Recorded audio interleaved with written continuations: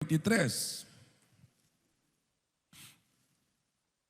Tengo aquí dos testimonios, hermanitos, siempre respuestas de Dios a la oración de sus hijos. Hermano Romeo Benavides agradece a Dios porque le sacó con bien de la operación de su vista. Si no estoy mal, este varón ha sido operado de los ojos y bendito sea el Señor. Creo que es una de las personas por las que se ha estado orando, y gloria a Dios porque ahora sí ya está todo bien. El otro testimonio es de un niño de 5 años de edad, Víctor Enrique Acosta Ramírez. Su niño, dice, recientemente fue intervenido quirúrgicamente también de la vista y todo salió bien para la gloria del Señor. Bendito sea Dios.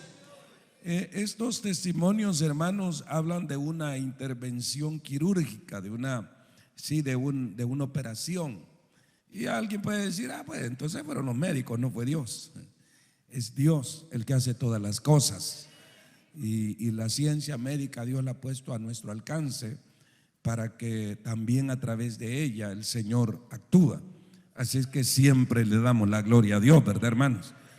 Bendito sea el Señor. Vamos a leer en el capítulo 23 del libro primero de Samuel, versículo número 7. Lea conmigo, hermano. Primero de Samuel, capítulo 23, versículo 7. Y fue dado aviso a Saúl que David había venido a Keila. Entonces dijo Saúl: Dios lo ha entregado en mi mano, pues se ha encerrado entrando en ciudad con puertas y cerraduras. Y convocó Saúl a todo el pueblo a la batalla para descender a Keila, a poner sitio a David y a sus hombres. Mas entendiendo David que Saúl ideaba el mal contra él, dijo a Abiatar, sacerdote: trae el efod. Y dijo David: Jehová, Dios de Israel, tu siervo tiene entendido que Saúl trata de venir contra Keila a destruir la ciudad por causa mía. ¿Me entregarán los vecinos de Keila en sus manos? ¿Descenderá Saúl como ha oído tu siervo? Jehová, Dios de Israel, te ruego que lo declares a tu siervo. Y Jehová dijo: sí, descenderá. Dijo luego David: ¿me entregarán los vecinos de Keila a mí y a mis hombres en manos de Saúl? Y Jehová respondió: os entregarán. David entonces se levantó con sus hombres, que eran como 600, y salieron de Keila y anduvieron de un lugar a otro. Y vino a Saúl la nueva de que David se había escapado de Keila, y desistió de salir. David se quedó en el desierto, en lugares fuertes, y habitaba en un monte en el desierto de Sif. Y lo buscaba Saúl todos los días, pero Dios no lo entregó en sus manos. Aleluya. ¿Cuántos dicen gloria a Dios, hermano? Amén. Tenga la bondad de sentarse.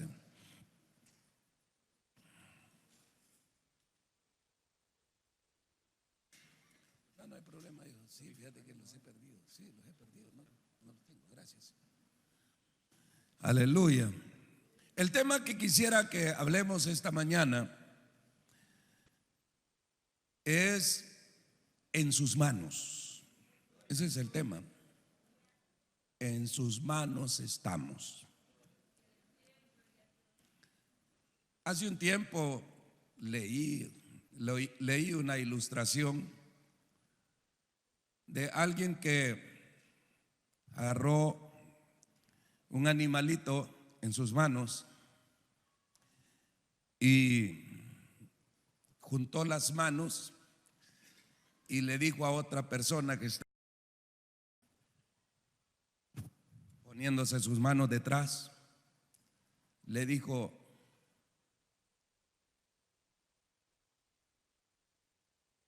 Este animalito está en mis manos y quiero que me digas en qué mano está.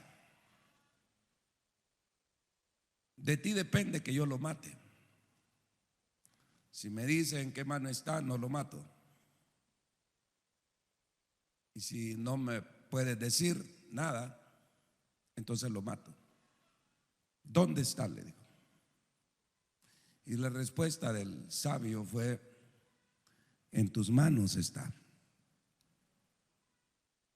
Él sabía que cualquier respuesta que le diera, si él tenía que matarlo, lo iba a matar, porque tenía las dos manos en la espalda. Y entonces, si le decía a la derecha, pues el hombre nada le costaba pasárselo a la izquierda y matar al animal y enseñárselo y decirle: tu culpa es, en tus manos está.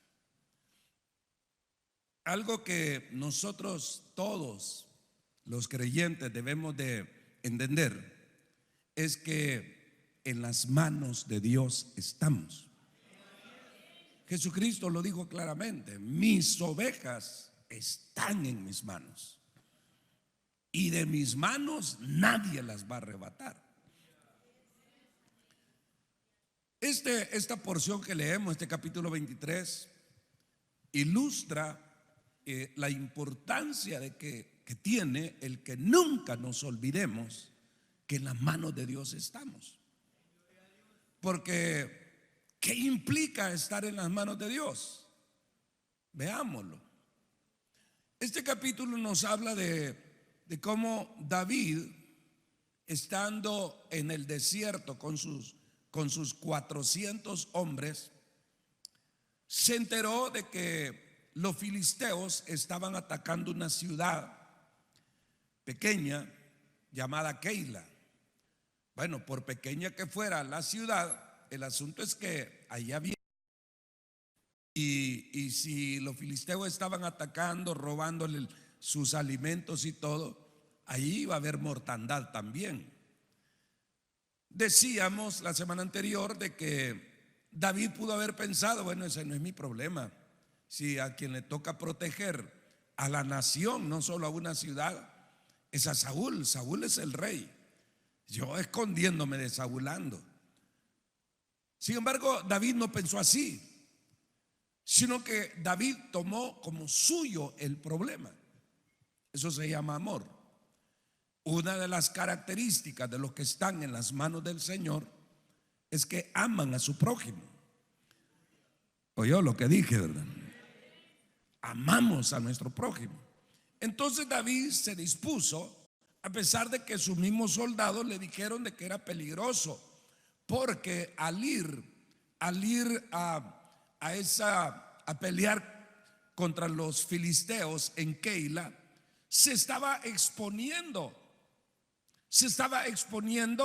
a que Saúl supiera que por ahí andaba, y entonces se iba a encontrar con el doble problema de estar peleando con filisteos y que Saúl le cayera encima, porque entre Keila y el lugar donde estaba Saúl, pues no había mucha distancia. Era fácil que en pocas horas Saúl llegara. Entonces le advirtieron también a David eso, pero David lo que hizo fue consultar a Dios, y Dios le dio el pase para que fuera a pelear contra los que atacaban Keila. Entonces llegó y derrotó a los filisteos. O sea, apenas con 400 hombres mal armados. Sin embargo, como era cuestión de Dios y como David estaba dependiendo de la guianza de Dios, entonces los enemigos, los filisteos, fueron derrotados fácilmente. Luego David dice en el versículo número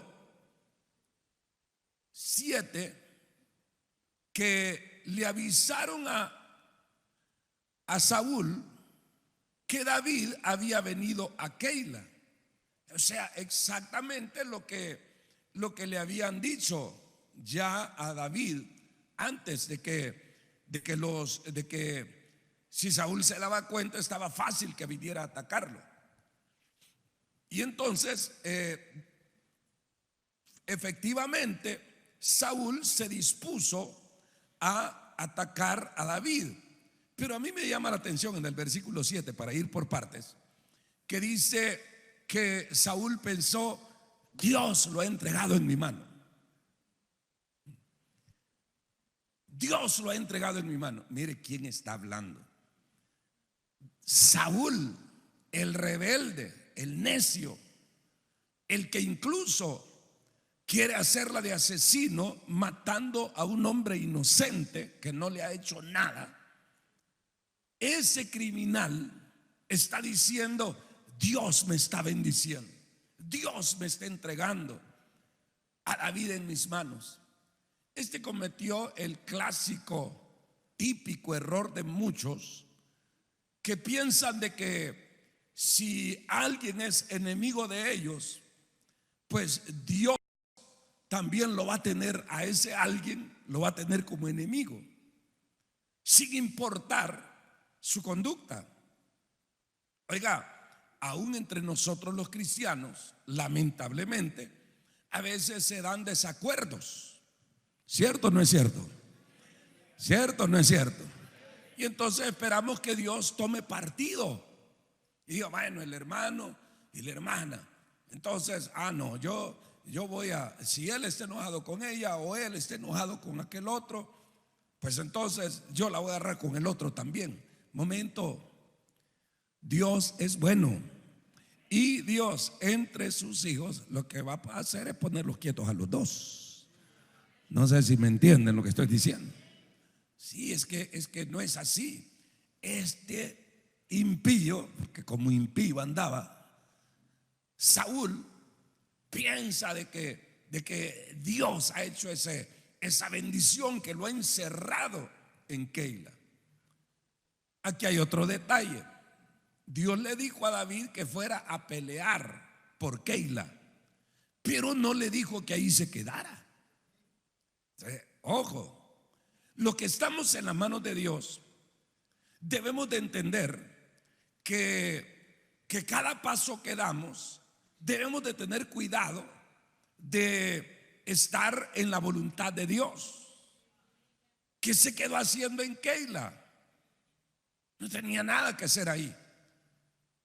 Entonces observe que la vida de David está en peligro, y esto que se lo habían advertido sus soldados. Está en peligro. Saúl así pensó, ha quedado encerrado, se ha ido a meter a una ciudad con muros y portones. Entonces hoy está fácil de rodear la ciudad o cercar la ciudad, y entramos y ahí lo matamos. Claro, Saúl sabía que él tenía un ejército mucho más numeroso que la cantidad de personas que andaban con David. Entonces aquel se dispone. Pero aquí hay otro tercer detalle. Saúl pensaba que todo el mundo le iba a responder inmediatamente. ¿Cuánto se puede tardar un rey para reunir sus tropas? Si las tropas ahí están, pues, si solo es de darle la orden: vamos a atacar Keila, vamos a atacar la ciudad. Pero no, su gente estaba desalentada, desanimada. Su gente no tenía esa inspiración que en otros tiempos pudo haber tenido para luchar a la par de su rey. No, ellos miraban de que él había agarrado un pleito personal y ahora dejaba de hacer las cosas que sí le correspondían hacer, y todo por una sed de venganza o de matar a su rival, porque así lo consideraba él, a David, como un rival del trono, cuando él mismo sabía que no era que David se le había dado la gana de rebelarse contra él. David no se había rebelado contra él, sino que Dios así lo había dispuesto. Le estaba quitando el reino y dándoselo a David. Y yo le puedo decir, cuando Dios quita no hay quien retenga. ¿Cuántos dicen gloria a Dios? Entonces, David andaba con corazón limpio, haciendo una lucha, pero una lucha de defender su vida. Ni tan siquiera estaba haciendo planes de atacar a Saúl. No. Entonces, en cambio, el rey Saúl, repito, en vez de ir a pelear contra los que atacaban Keila, no, ahí no fue. Pero al enterarse que David está allí, allí sí va. Oiga, qué terrible es cuando se pierde la brújula. Qué terrible es cuando se pierde la comunión con Dios. Qué terrible, piénselo, piénselo. Qué terrible es salirse de la cobertura del Señor. Qué terrible es agarrar asuntos personales y dejar de hacer la voluntad de Dios por andar defendiendo intereses mezquinos. Porque eso era lo que pasaba con Saúl, y eso es lo que pasa con tanta gente que le interesan solo sus propios intereses, perdone la redundancia. No están pensando el beneficio de los demás, sino que están pensando solo en sí mismos. Entonces, así no se puede. Pero en este caso, David había cometido un error. Ya lo dije. Dios no le dijo quédate en Keila, defiéndela y quédate ahí bien tranquilo. No, Dios solo lo mandó a pelear. Y entonces, vaya, él ganó la batalla. Entonces, ahora ¿qué le quedaba? Regresarse o buscar dirección divina. ¿Y ahora qué hago? Dice aquí que llegó el momento que David entendió, pero yo me imagino en qué momento David lo entendió. Entendió que Saúl vendría a atacarlo.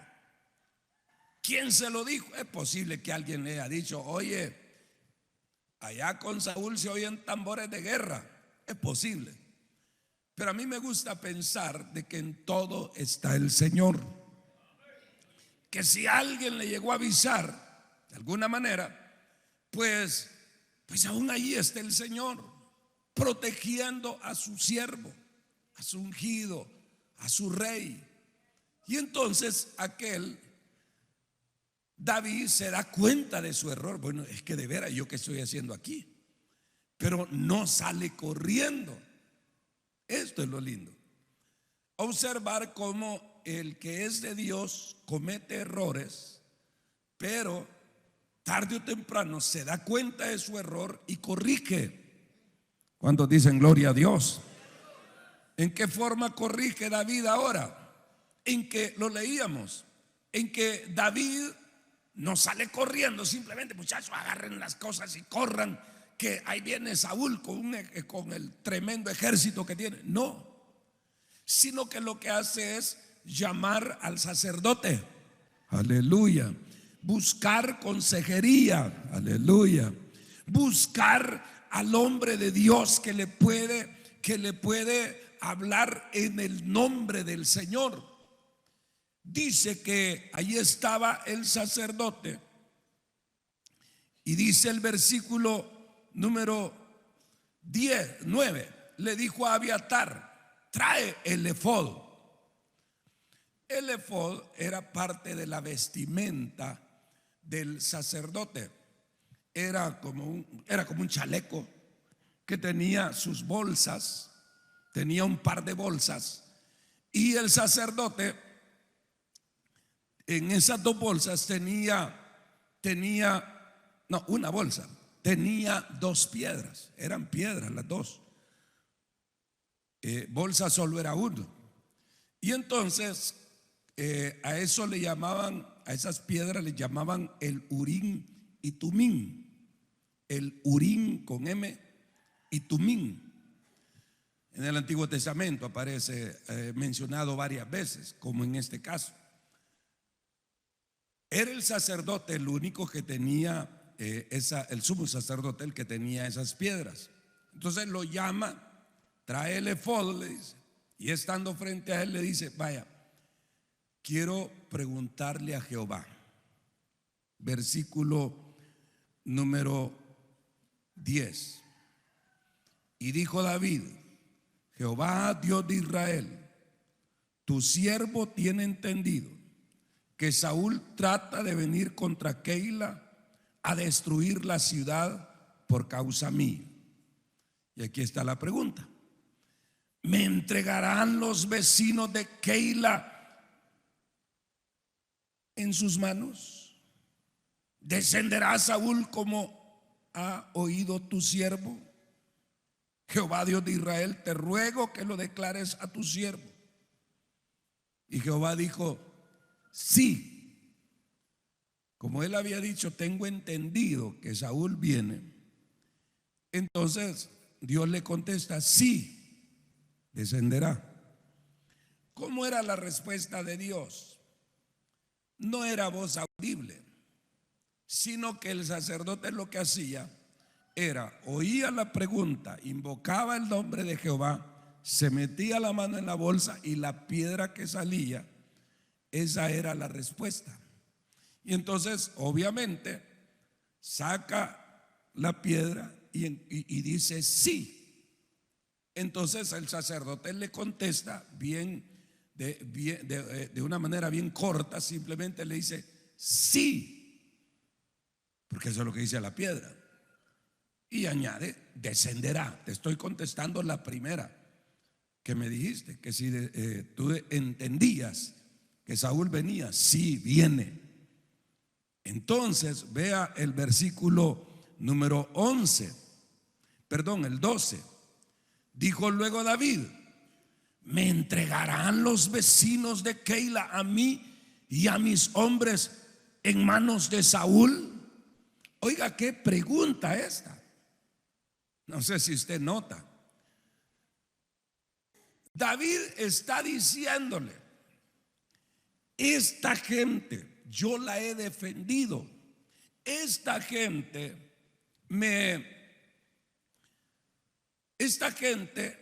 estaba en peligro de muerte. Esta gente estaba sufriendo el saqueo del enemigo. Y yo los he venido a defender y los he defendido y he derrotado a los filisteos. ¿Será que me van a entregar? Oiga, qué tremendo esto. Porque la lógica dice, esa pregunta no se pregunta, hombre, ¿cómo va a creer que lo van a entregar? Si ese pueblo está contento, está agradecido. Qué sabio fue David al preguntarle a Dios. Qué sabio fue, porque no se fue por la lógica. Allá viene, vámonos muchachos, vámonos, aquí ya no hay más que hablar, vámonos. O pudo haber dicho: no importa, cierren los portones muchachos, cierren las puertas y aquí desde adentro vamos a resistir el asedio de Saúl y su ejército. Él pudo haber pensado así, pero él dijo: no, mejor le voy a preguntar a Dios. Señor, ¿los de Keila me entregarán? Ayer a un sí o un no. El sacerdote ha metido la piedra de regreso, la revuelve y saca, y otra vez: sí, sí, te entregarán. ¿Usted cree que era cierto que lo iban a entregar? ¿Usted cree que era cierto que lo iban a entregar? Pero ¿cómo es posible? Sí, claro que lo iban a entregar. Pero ¿cómo es posible? Si Él les salvó la vida, si Él les devolvió la prosperidad, ¿cómo es posible? Déjenme decirle, hermanos, esto es otra de las razones por las que debemos de estar y mantenernos en las manos de Dios. No podemos confiar, no nos podemos confiar en la gente. Por eso es que la Biblia dice: maldito el hombre que confía en el hombre. Oiga lo que le voy a decir: siempre se necesita una cuota de confianza entre los mortales. Usted para un taxi y se pone de acuerdo cuánto le va a ganar y usted se sube. Usted no le dice: mire, antes de subirme, usted tiene alguna enfermedad terminal, no padece del corazón, usted no es ladrón, ¿verdad? Imagina usted haciéndole preguntas hacia un taxista, inmediatamente arranca y le pasa las llantas en los pies. Uno necesita tener un grado de confianza con la gente. Pero una cosa es tener un grado de confianza y otra cosa es meter las manos al fuego por la gente en situaciones de crisis. ¿Entendió lo que dije? Imagínense pues, ahí dependía, él le había salvado la vida a ellos, ahora la vida de David estaba en peligro. Y él pudo haber dicho: no, pero con toda esta gente, es cierto que solo 400 hombres ando, pero aquí hay hombres en Keila y que están contentos, están agradecidos conmigo. Con toda esta gente yo derroto a ese Saúl. Pudo haber pensado así, pero él dijo: no, mejor le pregunto a Dios. Si Dios me dice que me quede, me quedo. Y ni modo, llegó la hora de la confrontación con Saúl. Pero si Dios me dice que los de Keila me van a entregar, no, entonces no me quedo, porque eso quiere decir que Dios me va a soltar.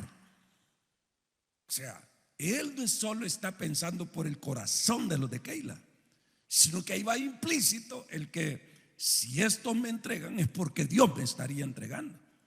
¿Y por qué Dios me va a entregar si Él ha dicho que yo voy a ser el rey? No, si Dios me entrega es porque estoy de rebelde, estoy fuera de la voluntad de Él. Entonces pregunto, y entonces cuando pregunta, la respuesta es: sí, te van a entregar. Y él dice: bueno, muchachos, agarren sus maletas que nos vamos. Oiga, qué precioso es esto. Qué lindo es cuando uno puede confiar plenamente en Dios. Qué lindo es cuando uno no confía en sus fuerzas, en su inteligencia, cuando uno no confía en aquellas cosas que normalmente la gente confía, sino que uno sabe: yo en las manos de Dios estoy y yo voy a hacer lo que Dios me diga, no lo que digan los demás. Fíjese, los demás le habían dicho primero: no vayas, porque Saúl te va a caer encima. Algo lógico que realmente al final sucedió.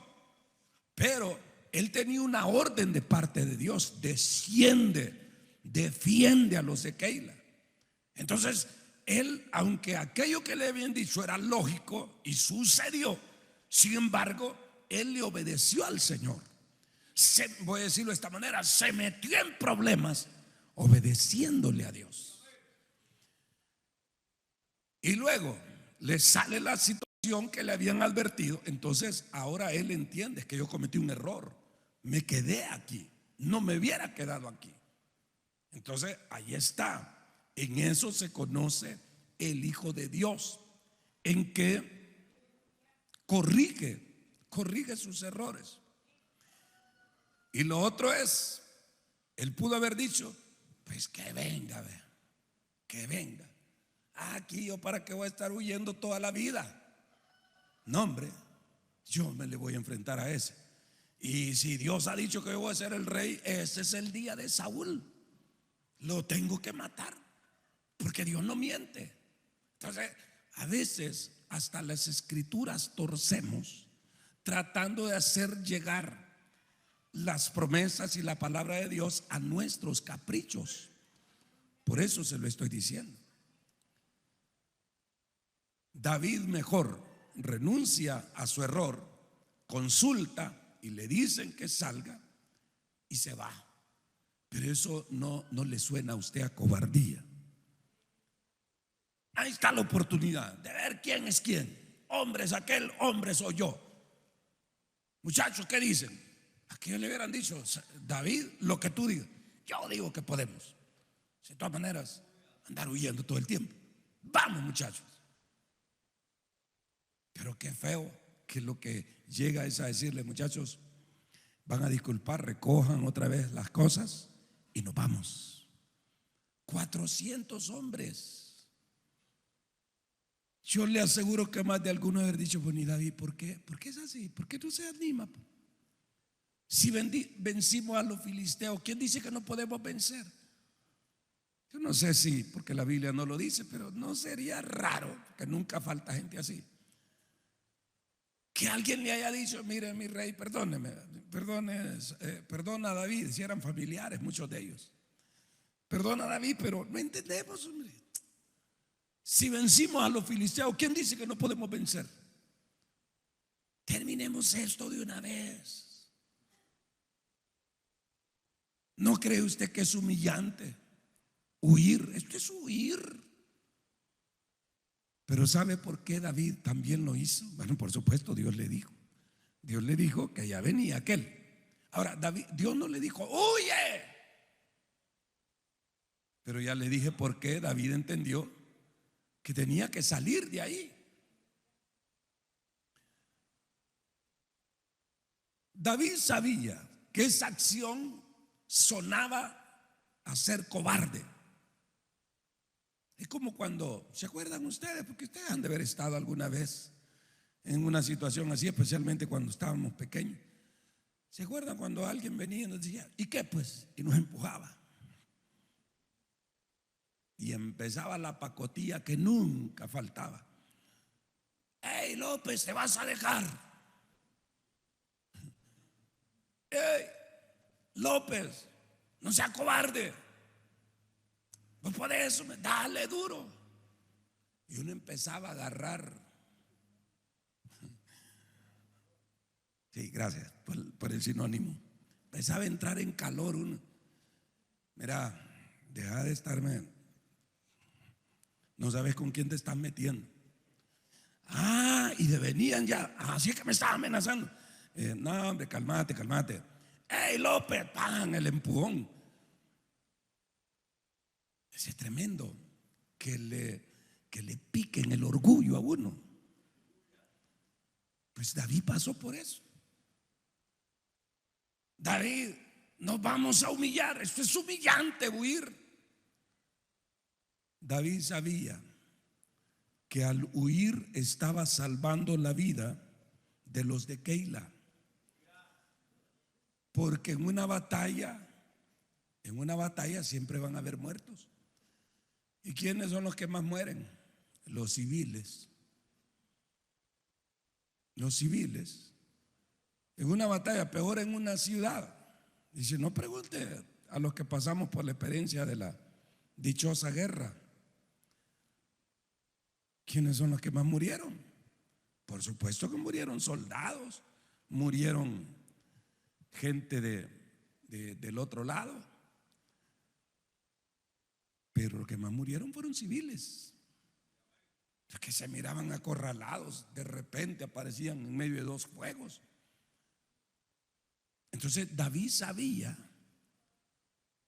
que se estaba humillando para salvar la vida de los de Keila.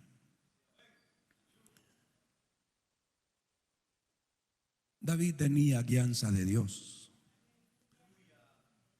Era el Espíritu de Dios el que le estaba impulsando a salir, a huir, a humillarse.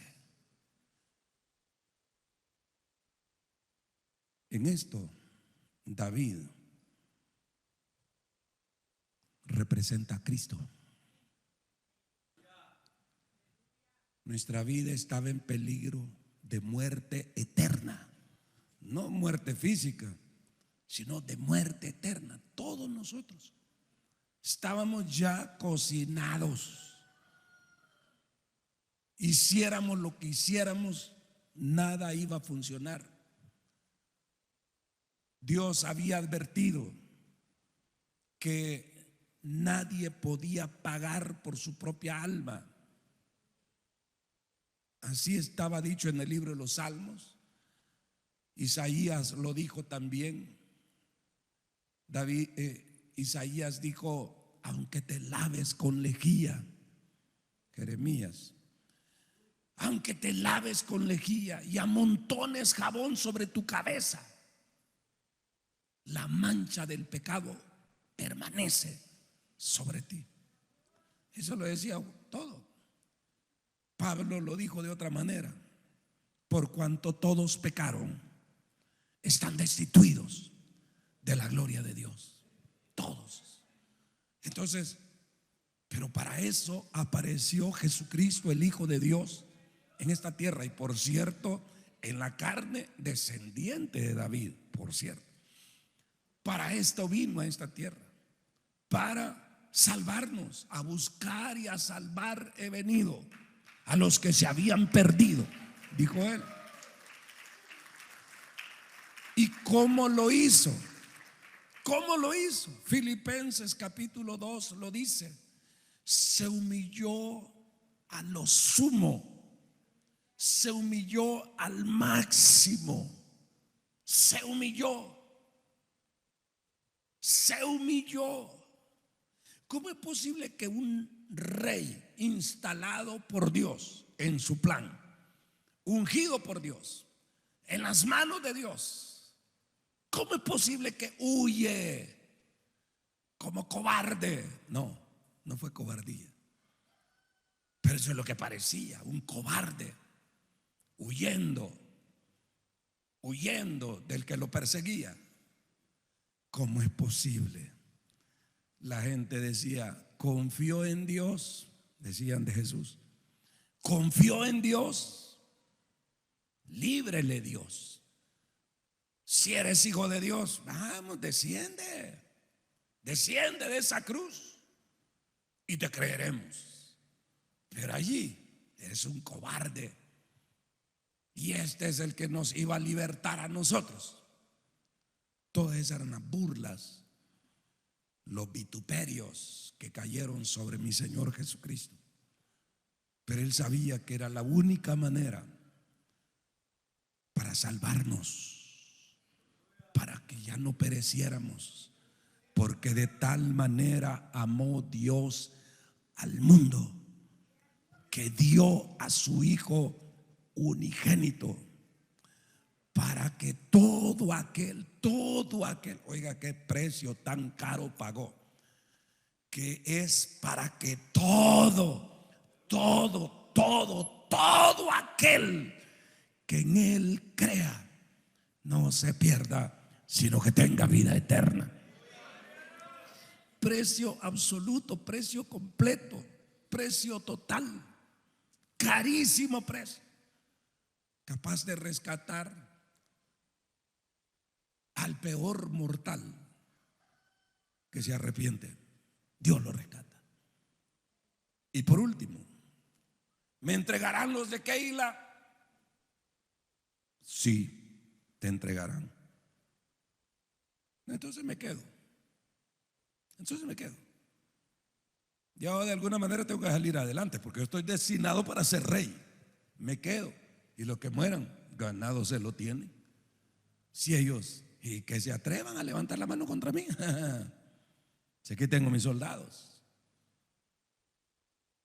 ¿Por quiénes David se humilló? Por cobardes, por gente malagradecida, por gente que no valoraba lo que él había hecho. Pero por salvarlos, a esos malagradecidos, cobardes y todo lo que usted quiera, dijo él: hay que humillarse, muchachos, vámonos. Y se fue. A veces el apartarse es de sabios. No importa la opinión de otros que puedan estarnos empujando como aquellos niños en nuestra niñez. No importa. No te dejes. Defende tus derechos. Pelea, lucha. ¿Cómo es eso? ¿Verdad que sos culpable? Por eso es que te acobardas. A veces cuesta, pero si a eso nos guía el Señor, eso es lo que tenemos que hacer. y que nos insulten y que nosotros podamos ver a la persona y sonreír. No, no será una carcajada de gozo, no, pero sonreírle y poderle decir: Dios te bendiga, Dios le bendiga. Pero óigalo, no como una maldición, porque hay quienes, depende cómo se dice, Dios te bendiga. Ahí lo está maldiciendo, no lo está bendiciendo. Pero de corazón decirle a alguien que te está ofendiendo, decirle: Dios te bendiga.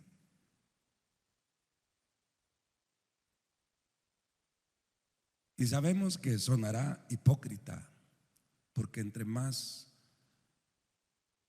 dañado está el corazón de una persona, con nada le complacemos. Y lo primero que dirá es: hipócrita. Se vio la sonrisa de hipócrita, en eso se le nota. Y usted y yo, lo que tenemos que hacer es dar la vuelta. Yo ya le dije: cuida sobre toda cosa guardada, guarda tu corazón. Guarda tu corazón. Y recuerda, tú no estás solo. No te afanes. No te sulfures. No te enojes, en otras palabras, desmedidamente. No te enojes con locura. Si te vas a enojar, enójate un ratito, enciérrate donde puedas y allí jálate el pelo si quieres, pero luego comienza a orar y dile: Señor, perdóname, pero es que eso llegó casi a mi límite o sobrepasó mi límite, pero perdóname, Señor, y ayúdame a perdonar a esa persona.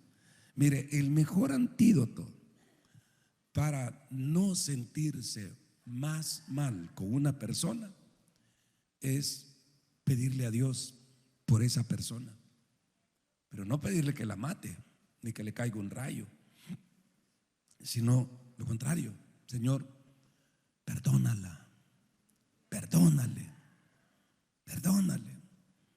Señor, no tomes. ¿Se acuerdan las palabras de Cristo en la cruz? Señor, perdónales porque no saben lo que hacen. Esa es una. Y Esteban, ¿cómo fueron las palabras de Esteban? Señor, no les tomes a cuenta este pecado. ¿Y qué pecado era usted? ¿El qué? Me estaban apedreando. Porque alguien puede decir: ay, hermanito, si usted hubiera estado allí y hubiera oído todo lo que le decían. Sí, eran pedradas, pero pedradas verbales. Y Esteban, qué pedradas de veras le estaban cayendo.